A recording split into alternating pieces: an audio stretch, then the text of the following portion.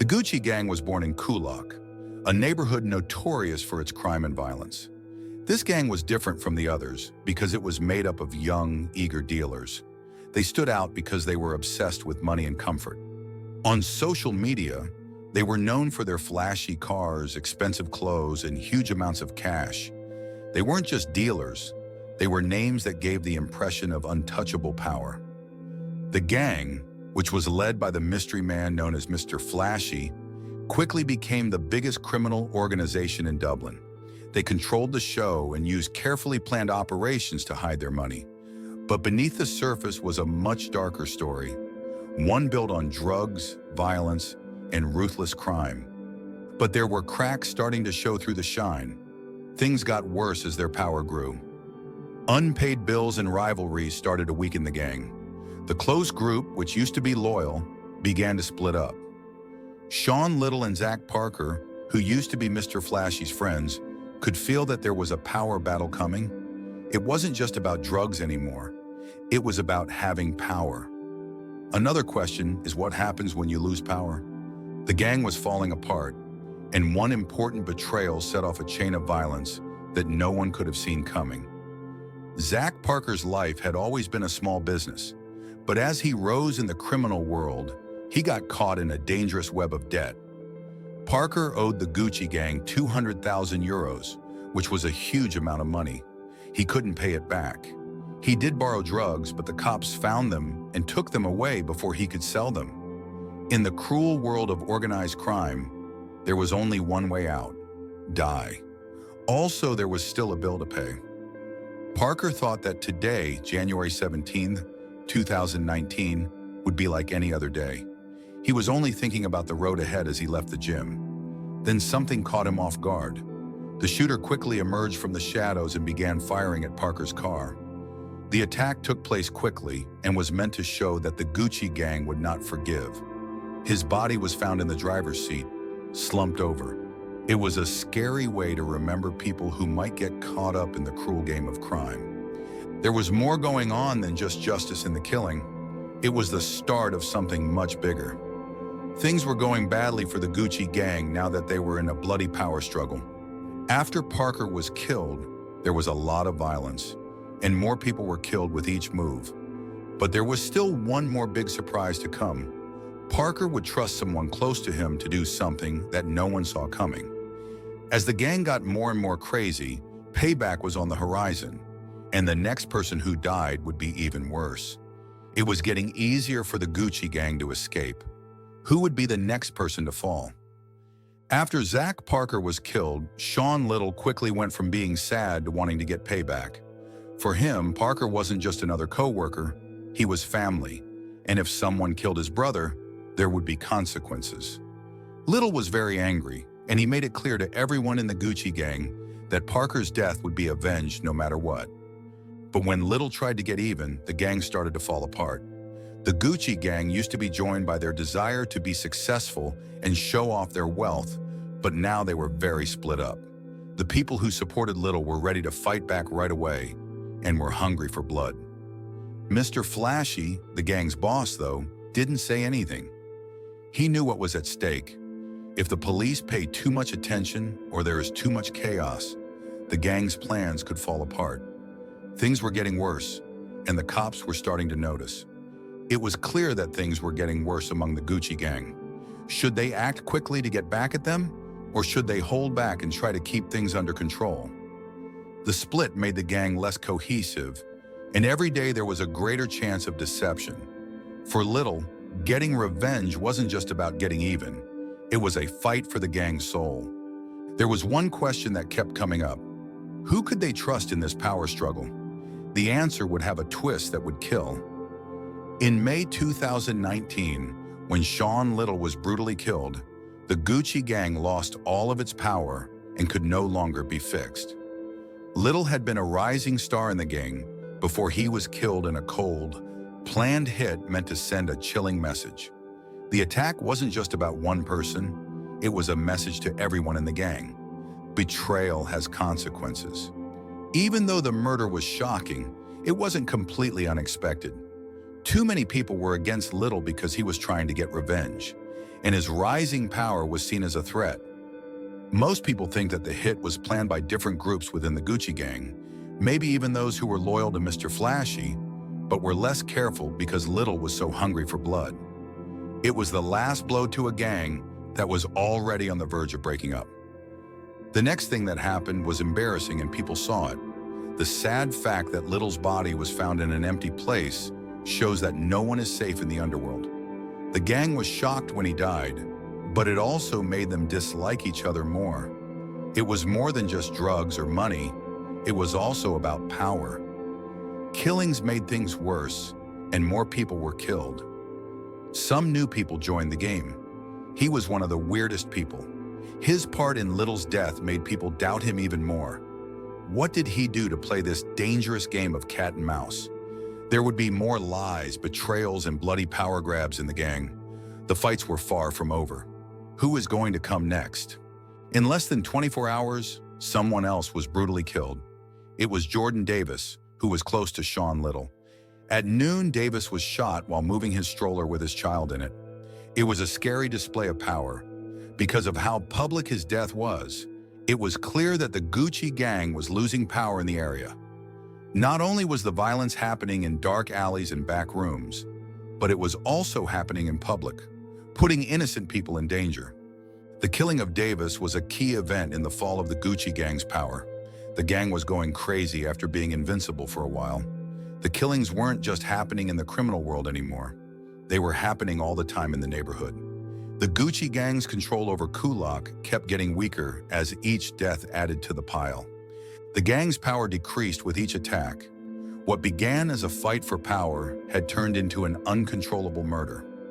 The gang members lost trust in each other and started to worry about their own safety.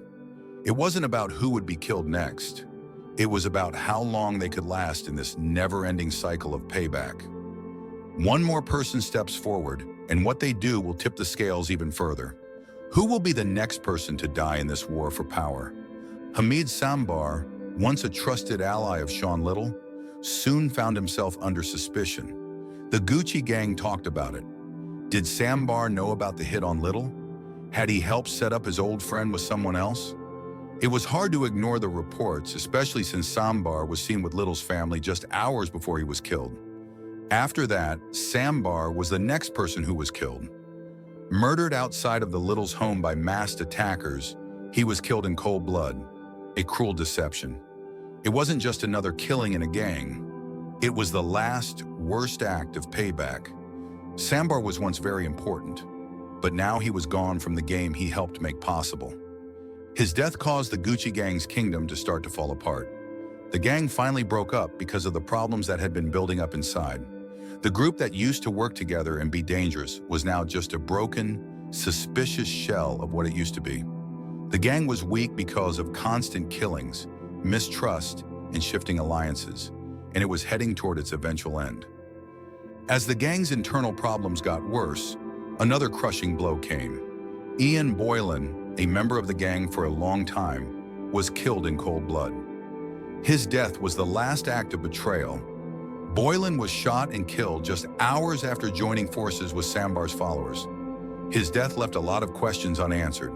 Any longer was just a battle for power, it was a fight to stay alive, and the gang was breaking up. Boylan's death put an end to the Gucci gang and showed that no one was safe in this cruel fight, no matter how close they were. The Gucci gang was no longer in charge, but the damage they caused was far from over. Who would be the next leader? Would the violence keep going, or was the city ready for something worse? The answer was getting closer than anyone thought, even though it was hidden. More people were killed, and the city started to shake from the violence. Finally, the police stepped in. As the police cracked down harder on the Gucci gang, the gang's power over Kulak began to weaken with each raid.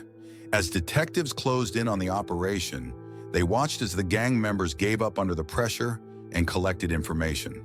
The kingdom, which used to be untouchable, was now broken and easy to attack. The last blow was quick. The Gucci gang's business fell apart like a house of cards when the last few members were caught or killed.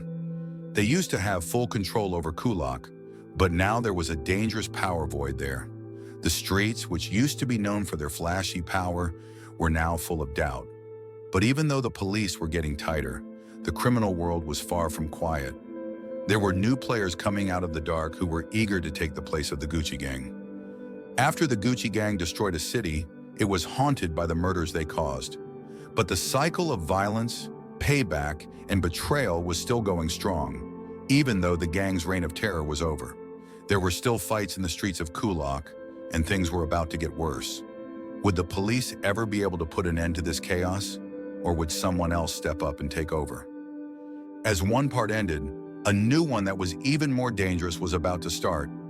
The murderous betrayals of the Gucci Gang shook Dublin's criminal scene to its core. But the violence that broke up the gang is just a small sample of how Irish gangland crime is always changing. With new people coming into Dublin's underworld, who will be in charge next? The story isn't over yet. The fight for power is still going on. And that will be all for today's video. Let us know what you think in the comments below. And if you enjoyed this video, please don't forget to like, subscribe, and turn on the notifications for more criminal gang stories. Thanks for watching, and I'll catch you in the next one.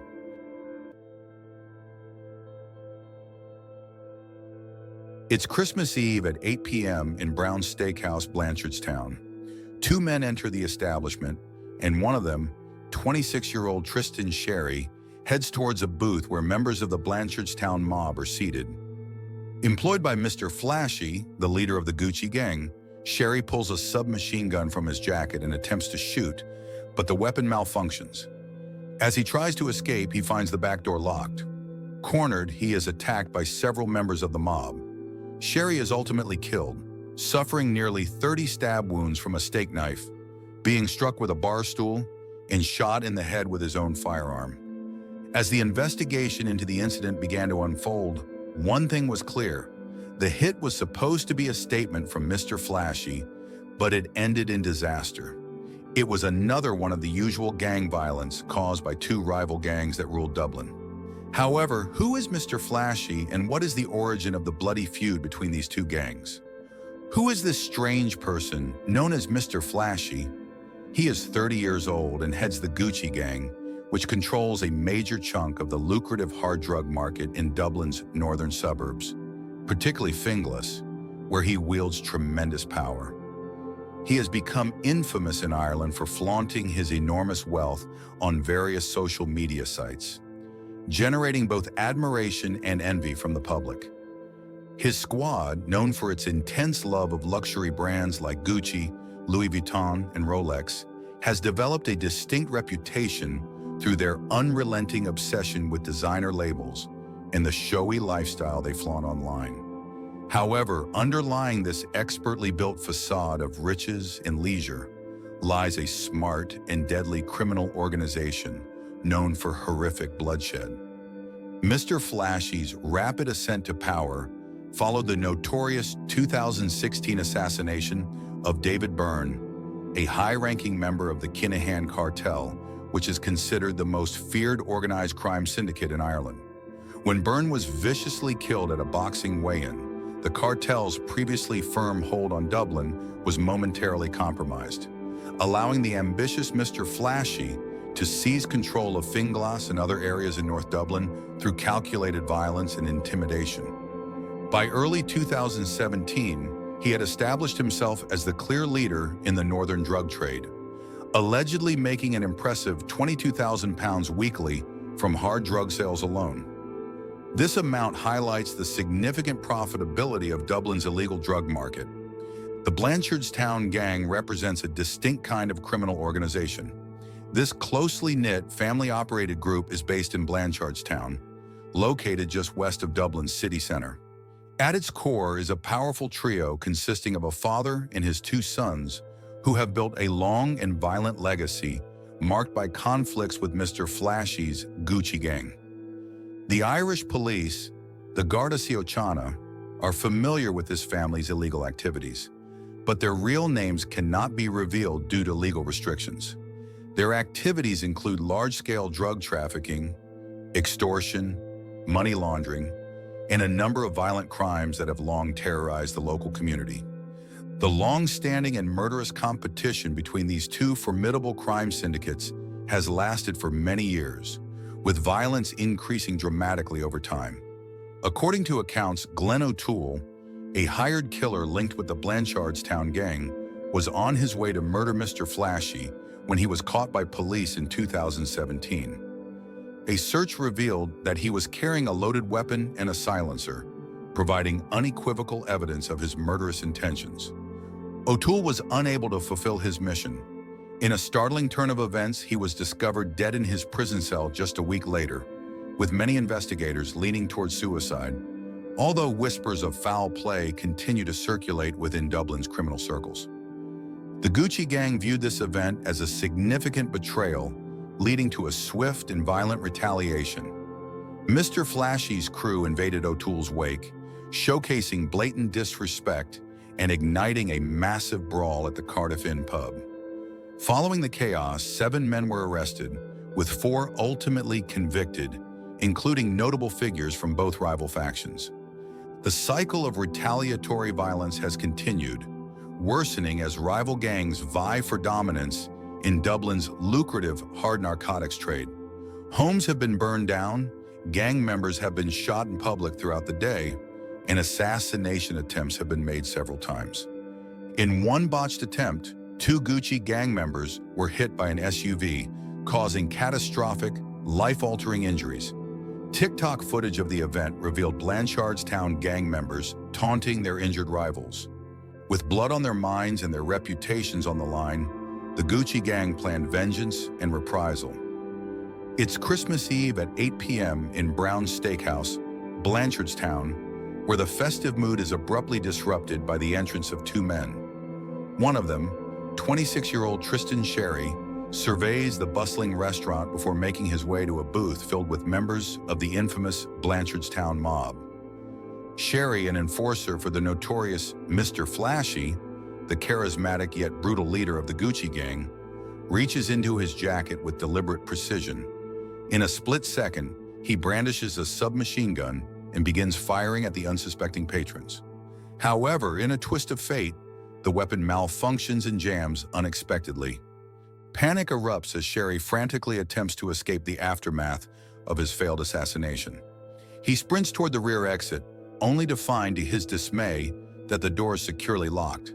Cornered like an animal, he is swiftly overwhelmed by several furious members of the Blanchardstown mob, driven by adrenaline and a desire for swift retribution. In a matter of minutes, the would-be assassin lies lifeless on the restaurant floor, stabbed nearly 30 times with a serrated steak knife, brutally struck with a heavy wooden bar stool, and shot in the head with his own firearm in a cruel twist of fate. This failed assassination attempt by Sherry and his unnamed accomplice marks yet another violent episode in the ongoing gang war that has plagued Dublin's underworld for many years. The Christmas Eve attack was carefully orchestrated by Mr. Flashy's group to showcase their strength and authority in the ongoing turf conflict. However, it resulted in complete failure, escalating the violence between these two formidable criminal organizations. Mr. Flashy, who has faced multiple assassination attempts in recent years, ultimately left Dublin and sought temporary refuge on Spain's sunny Costa del Sol, a popular hideout for Ireland's leading gangsters looking to evade law enforcement and rival assassins. Despite his efforts to stay under the radar abroad, the cycle of violence in Dublin persisted without pause. In a particularly shocking incident that even rattled seasoned police officers, Mr. Flashy's associates responded to a slight by firebombing the home of an innocent mother connected to a Blanchardstown mob member, signaling that family members had become acceptable targets in this escalating and brutal conflict. Despite the significant dangers to his safety, Mr. Flashy felt compelled to return to Dublin to take direct control of his criminal operations. In late 2022, he stealthily re-entered the city, efficiently re-establishing his influence in the northern suburbs, where his dedicated associates had upheld his interests during his time away. The attack on Brown's Steakhouse on Christmas Eve was meticulously orchestrated as a bold declaration from Mr. Flashy, a strategic move to reaffirm his authority in the ongoing turf conflict since his return. However, the assassination attempt went disastrously wrong, only intensifying the relentless cycle of revenge and violence that has plagued Dublin's underworld for years. The conflict between the Gucci gang and the Blanchardstown mob extends beyond just the drug trade. It revolves around core criminal values, dominance, control of territory, and maintaining a strong reputation. Within Dublin's underworld, respect is gained through intimidation, and Mr. Flashy's impressive ascent in the hard drug market has been strategically crafted through brutal methods, flashy exhibitions of wealth, and a relentless readiness to remove anyone who poses a threat to his position. Over the course of his criminal career, he has managed to evade several elaborate assassination attempts, skillfully avoided intense police investigations, and has cleverly utilized social media to cultivate a captivating yet perilous image. This persona draws in impressionable young individuals, luring them into his violent lifestyle with enticing promises of quick wealth and a life of luxury. As the number of bodies accumulates in morgues throughout Dublin and law enforcement focuses more on resolving this violent conflict, one question persists: how much longer can the elusive Mr. Flashy escape the grim destiny that has befallen many of his deceased Gucci gang associates? In the perilous landscape of Dublin's gang warfare, where loyalty is fleeting and betrayal is sudden, his reign at the top may be drawing to a close. And that will be all for today's video. Let us know what you think in the comments below, and if you enjoyed this video, please don't forget to like, subscribe, and turn on the notifications for more criminal gang stories. Thanks for watching, and I'll catch you in the next one. On the 24th of December 2023, a 26-year-old member of Ireland's infamous Gucci gang walked into Brown's Steakhouse in Blanchardstown, Dublin. Armed with an automatic pistol, the young guy had his eyes set on his target, 47-year-old Jason Hennessy Sr., a member of the rival Hennessy gang. Unfortunately, things did not end well for both individuals as they lost their lives tragically amidst the shootout. This is the bone-chilling story of Tristan Sherry, a Gucci gang member from Finglas who lost his life shortly after fatally shooting Jason Hennessy. It was Christmas Eve, and Jason Hennessy was in Brown's Steakhouse enjoying dinner. At around 8 p.m, Tristan walked in with a gun in his hand, looking keenly for Jason. He was there to seal his fate, probably because of a gang-related feud. However, he had no idea that he would meet his end in the very same place. As soon as he saw Jason, he opened fire. The entire restaurant was engulfed in a state of panic, while people with their wives and kids tried to hide under the tables. When he realized that he had hit the target, he tried to escape from a locked door. However, there was no way out for him now. Tristan was stopped within a few seconds of opening fire, and he was stuck in the restaurant with the man he shot and his guards. Jason Hennessy had already taken bullets to his neck and chest as he lay on the floor, struggling to breathe. Meanwhile, his guards took control of Tristan, putting him on the floor and beating him mercilessly. Eyewitnesses and coroners later reported that Shirley was disarmed, beaten, and stabbed at least 30 times, all to the point where he lost his life. Instantly, the Gardaí, the National Police of Ireland, reached the crime scene, and detectives took over. Everything in the steakhouse was a piece of evidence related to the horrendous crime that took place. Therefore, it was imperative that nothing be touched or moved. After their preliminary investigation, the detectives said that the steakhouse attack on Jason Hennessy could be spontaneous. However, some hinted that Sherry's gangland associates may have encouraged him to carry out the attack. The police also reported that Jason Hennessy was in a vegetative state and he was shifted to Dublin's Connolly Hospital immediately. But unfortunately, it was already too late. As he reached the hospital, Jason lost his life due to the gunshot wounds. And from this point onwards, the downfall of Dublin's most notorious criminal gang, the Hennessy Gang, began. The Hennessy Gang operated under the guise of various legitimate businesses such as a towing company by the name of Hulk Recovery. They used this dual identity to maintain respect in society while operating their illegal businesses behind the scenes. The Gucci Gang, on the other hand, rose to fame in Finglas, North Dublin. The leader of this gang was Glenn, who also went by the name of Mr. Flashy. They were notoriously known for flashy lifestyles and violent acts, primarily because the gang had direct ties to the Kinahan cartel. This affiliation with one of the most powerful organizations in Ireland gave them the power to expand their business in the Hennessy gang territory. Despite knowing the severe consequences of taking over another rival gang's territory, the Gucci gang made their move. Because of that, tensions arose between the two groups, leading to various violent attacks on each other. By 2019, this feud increased to the point where a daylight shootout occurred in Cordoba, and it was captured on CCTV. Retaliatory attacks kept taking place, and several members from each group were injured. However, they never reached a peace agreement. Police patrols, surveillance, and plans to intercept their criminal activities kept increasing, but the gang members never backed down. Because of that, many have assumed that Sherry entered the steakhouse and attacked the Hennessy gang leader as a power move. The Gucci gang wanted to show that they were more powerful than their rivals, and this was the perfect opportunity. However, they had no idea that they would also lose one of their own in the crossfire. Nonetheless, their main goal of bringing down the Hennessy gang was achieved. On 5th January 2024, just a couple of weeks after the shooting, Jason Hennessy Sr. lost his life on the hospital bed. He had gunshot wounds in his neck and upper torso, which led to a lot of blood loss. Despite fighting for his life for 11 days, his organs eventually gave up, leading to his demise. After this news became public, the Hennessy gang's era came to an end. A power vacuum was left in Dublin's criminal underworld, and the Gucci gang wanted to fill this gap. However, because of the police investigations into the double murder, making any move right now was impossible. The Irish police had launched a comprehensive citywide investigation into the incident.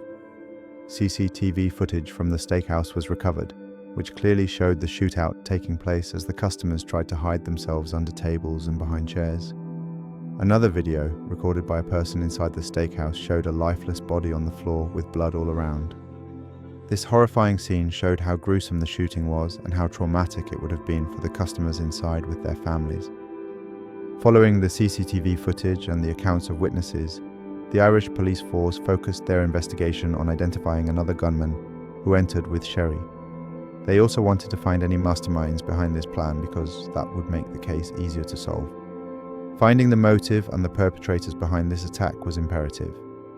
Unfortunately, after weeks of investigations, the police had no idea who was behind the shooting of Jason Hennessy. One gunman had been eliminated on the spot, while the other one was nowhere to be found. But this didn't mean that the case was over. It was still a double homicide, and finding the men who mercilessly took the life of Tristan Sherry was equally important. The first order of business was to identify who the second man was with Tristan Sherry. Legal action had already been taken, and 6 men, including the son of Jason Hennessy, were put on trial in a non-jury court in November 2024. During the court hearings, Detective Garda Chris Durant told the prosecutor Fiona Murphy that when he reached the scene, he saw a dark-coloured Hyundai Tucson take off at speed towards the roundabout for the N3 and M50. The detective then walked into the restaurant, where he saw a body surrounded by blood, while members of the Dublin Fire Brigade attended to it. Unfortunately, no one ever found out who the second man was who entered with Sherry. However, the silver lining was that out of the 6 arrested men, 5 confessed to being rightly identified in the CCTV footage played in court. Michael Andricut of Sheep Hill Avenue, Blanchardstown, was seen kicking Sherry several times as he lay on the ground.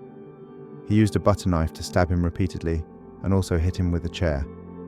He then smashed 2 glasses over his head before pausing for a moment. Seconds later, he started attacking Sherry again and took pictures of assaulting him with his mobile phone. David Amar, a 19-year-old teenager of Hazel Grove, Donabat, also pushed through the crowd surrounding Sherry to stomp on him repeatedly. The CCTV footage also showed Amar stabbing Sherry and hitting him with a chair. Just like Andricut, Amar also used his mobile phone to record the attack and make videos of himself while mercilessly stomping and stabbing Sherry. Another teenager, who was a juvenile at the time, ran to the bathroom as soon as the 2 gunmen, including Sherry, entered the restaurant. However, after a few moments, he returned and helped move the wounded body of Jason Hennessy Sr. When he returned to the restaurant, the CCTV footage captured him stabbing Sherry and stamping on his head. According to the reports, the unnamed juvenile stabbed Sherry at least 10 times. Joris Kumbu, a 19-year-old from Brookhaven Grove, Blanchardstown, was also seen picking up Sherry's weapon from a table and leaving the restaurant. To date, the weapon, which was used to eliminate Jason Hennessy Sr., has not been found. However, Joris Kumbu was arrested and put on trial.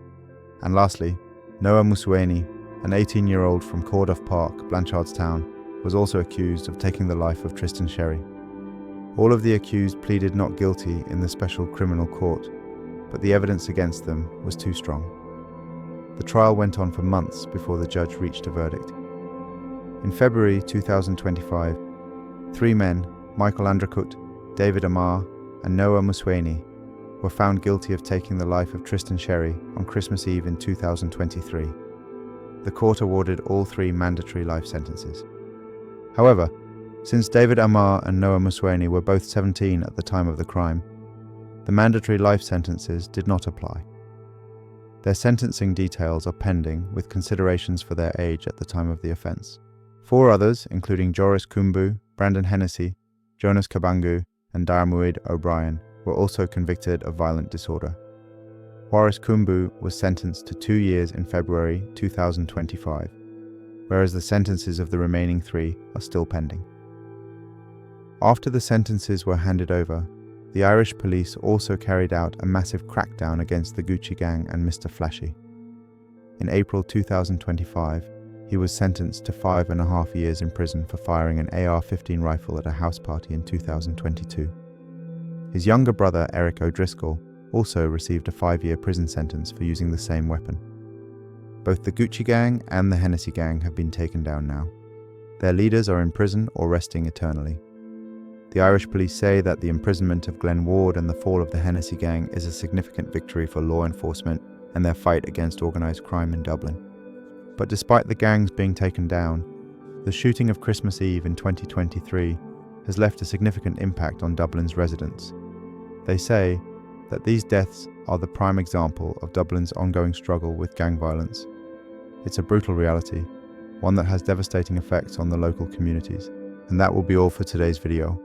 Let us know what you think in the comments below, and if you enjoyed this video, please don't forget to like, subscribe, and turn on the notifications for more criminal gang stories. Thanks for watching, and I'll catch you in the next one. Gunfire shatters the stillness of New Year's Day evening in Dublin's Finglas. A semi-automatic rifle is discharged from the back door of a suburban house, and the gun flashes, illuminating the face of a young man dressed in designer clothes. The crowd cheers as the gun is passed to his younger brother, who fires 3 more shots into the air. This is not a movie. It is New Year's Day, 2022. And here we see Glenn Ward, one of Ireland's most notorious crime overlords, at the height of his reckless power. The clip of this brazen act would eventually seal his destiny, leading to the downfall of an empire built on violence, designer brands, and drug money. But how did a small-time Finglas crook rise to become the leader of Dublin's infamous Gucci Gang, leaving a trail of bodies and shattered lives behind him? Glenn Ward's tale begins on the hard streets of North Dublin in the early 2010s. Ward was in his early 20s, but he was already making a reputation for himself in the underworld, working in the shadows of more established players. The underworld of Dublin in those days was going through a massive power shift. In 2006, Kingpin gang boss Martin Marlowe Hyland was assassinated on the orders of Eamon the Don Dunn, triggering a bloody reshuffle among the criminal ranks. Dunn's reign would not last, however. By 2010, he was also killed in what police believe was a hit set up by the notorious Kinahan cartel. These power vacuums opened up opportunities for ambitious young gangsters who wanted to succeed, but Ward's real chance came after the notorious Regency Hotel attack in 2016. This brazen attack, one of the violent Kinahan Hutch War's bloody highlights, is said to have shaken Ireland's underworld. As Kinahan's gangsters fled Dublin fearing police heat or rival retribution, opportunities in Ireland's profitable drugs trade were up for grabs. Ward, with intense ambition and clever connections, was perfectly positioned to seize the moment. From his Finglas base, Ward began assembling a crew of flashy young criminals who adored luxury cars, designer clothes, and high-end watches. The glitzy flaunting of wealth earned Ward his lifelong nickname, Mr. Flashy, and his crew the label the Gucci Gang, something that was soon to strike fear into the hearts of communities across North Dublin. By 2017, Ward's ascent was rapid but perilous. In July of that year, the Garda warned him that his life was under threat, a Garda warning or police alert that he was becoming increasingly prominent in Dublin's underworld. Rather than backing down, Ward pushed on, shoring up his control over Ratoth Drive in Finglas with bulletproof glass, steel doors, and snarling pit bulls to deter rival gangs and police raids. The house became notorious and was raided by the police 16 times between March 2016 and July 2020. Despite this attention from the police, it remained the center of Ward's expanding drug trade, which extended from Finglas to Coolock, Ballymun, and Darndale. The Gucci Gang was not only selling drugs, they were building a brand, flaunting their money on social media and in Dublin clubs, and attracting young people who wanted to live that kind of life. Ward's network expanded through strategic alliances with established criminals. He formed close ties with Carl Hyland, nephew of the murdered gang boss Martin Hyland. Other key associates included Eric Keogh, a Cabra criminal with nearly 200 convictions by his mid-20s, and Ian O'Hare, previously jailed for smuggling drugs from Dubai to Australia, and cousin to Kinahan cartel figure Ross Browning. This network enabled Ward to connect with global drug supply chains and protect him from larger criminal networks. The Gucci Gang's operations became more sophisticated, with Ward controlling them, but maintaining his distance to avoid direct involvement. His younger brother, Eric O'Driscoll, 9 years his junior but equally ambitious, was his trusted second in command. Their lifestyle was a significant aspect of who they were. Ward and his group spent their money on designer wear, particularly Gucci items, expensive watches, and expensive vacations. In a notable purchase, the gang purchased 2 jet skis for €8,000 and a speedboat for €32,000, all paid for in small denominations stuffed into plastic bags. This bold display of wealth played many roles. It recruited new members, intimidated potential competitors, and strengthened the Gucci Gang's position in Dublin's underworld. Photos of the era show Ward and his gang in nightclubs, at parties, and on overseas holidays, sporting designer watches, Gucci caps, and high-end man bags, appearing unstoppable in their illegal prosperity. But the deadly world that Ward was living in was dangerous. The first major blow to his gang occurred in October 2017, when Ward's friend Jamie Tig Ennis was killed in a gun attack in Priorswood, Dublin. The killing demonstrated that, despite their growing strength, the Gucci Gang was not immune to the brutal set of rules in gangland Dublin. By 2019, the violence had escalated significantly. On January the 17th, Zach Parker, a close friend of Ward and a big drug dealer in Swords, was shot outside a gym in what Gardaí called a carefully organized and pre-planned attack. The hunt for Parker's murderer resulted in a major breakthrough a day after the killing, when police searched a storage locker Parker had rented in Balbriggan. While they were searching the lockup, Ward arrived with 2 other members of the Gucci Gang, including the drug dealer Sean Little. The officers found 2 jet skis and a speedboat, a prize haul that would be seized by the Criminal Assets Bureau subsequently, as they were funded by cash gained from crime. The Gucci Gang reached its lowest point in May 2019, when 3 of its members were killed within a week.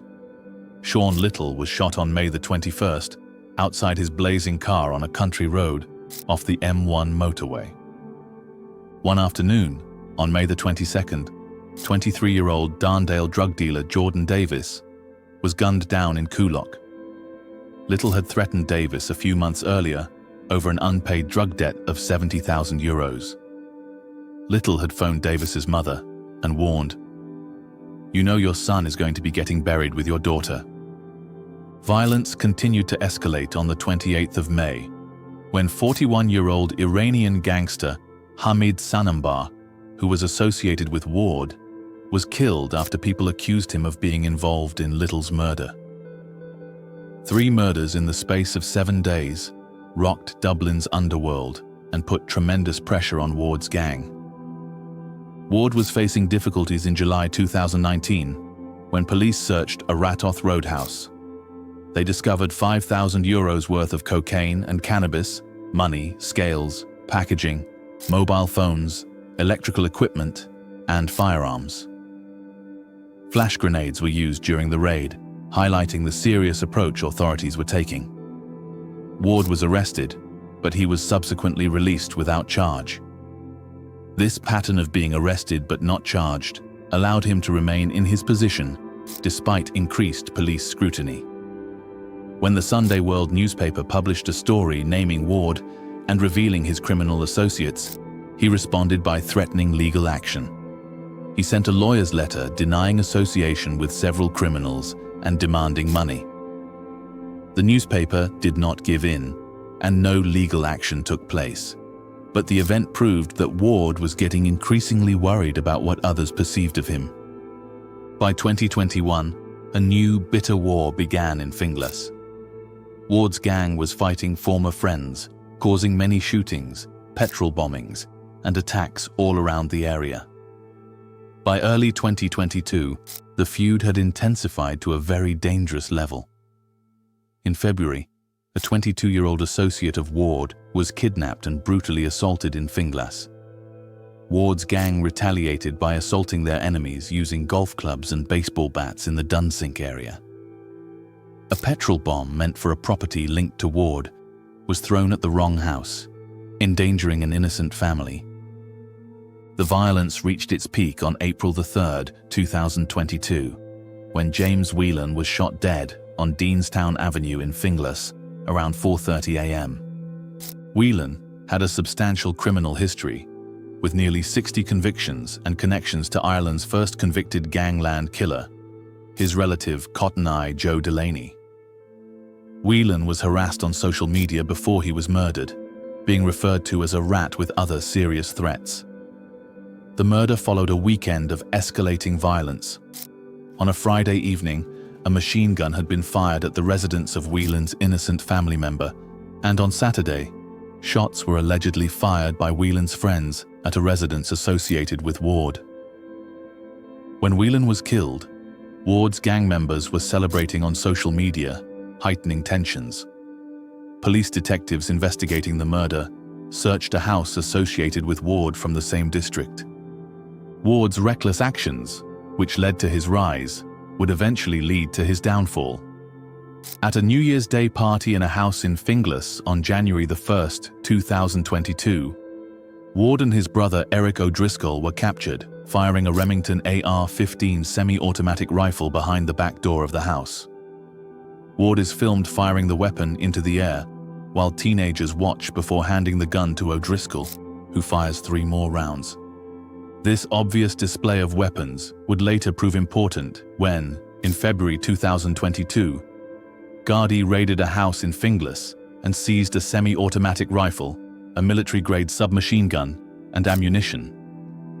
The final turning point came in June 2022, when Gardaí were alerted by reports of shots being fired at a taxi on the Tulka Valley Road. Upon searching the taxi, they found an incriminating phone belonging to O'Driscoll with video recordings of the New Year's Day shooting. The brothers' reckless behavior persisted. On August 9, 2022, Ward and O'Driscoll were involved in an altercation outside a shopping center in Finglas West, for which they later pleaded guilty to violent disorder during a dispute. In November 2022, O'Driscoll initiated a high-speed motorcycle chase with the police, threatening to crash into children being picked up from school before armed guarda stopped him. The justice system did not act against the Gucci gang until 2025.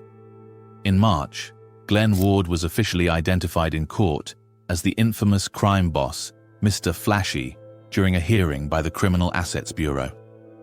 That same month, he pleaded guilty to possessing the AR-15 rifle with the intent of using it for criminal purposes.